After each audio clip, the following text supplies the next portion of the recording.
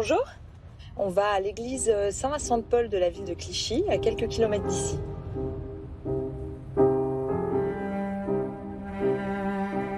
Cette phrase, elle résonne en moi et en dehors de la dimension religieuse, et même pas avec ce caractère d'injonction. C'est plutôt un conseil en fait de savoir où on est quand on se situe dans la joie. C'est quelque chose qu'on peut créer à l'intérieur de soi seul en fait. Donc c'est quelque chose qu'on peut invoquer, je pense. En tout cas, moi je sais que quand je vis dans la joie, quand cette sensation, ce sentiment est présent, cette émotion est récurrente, je sais que je suis au bon endroit dans ma vie. À l'inverse d'autres émotions qui peuvent être très handicapantes, mais qu'il ne faut pas nier non plus. Et j'ai connu des moments épouvantables, comme je pense c'est ce qui nous lie peut-être le plus d'ailleurs les êtres humains, c'est les moments de souffrance. On fait l'expérience de la douleur et de la souffrance.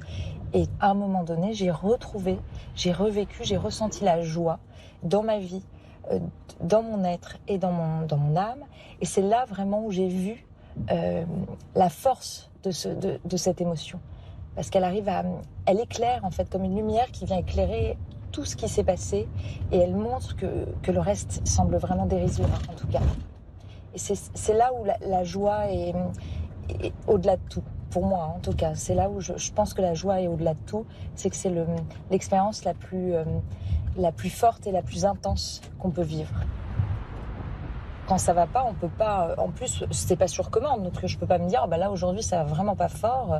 Allons dans la joie. C'est limite, ça serait pire. Mais par contre, il y a un autre moteur, c'est la beauté. Et ça, c'est un moteur fondamental. C'est-à-dire que même quand tout va mal, quand tout est noir, c'est rechercher quelque part la beauté. Et c'est quelque chose que je ne veux pas perdre, en tout cas en tant qu'individu, et que je cherche aussi en permanence. Merci beaucoup et bon dimanche.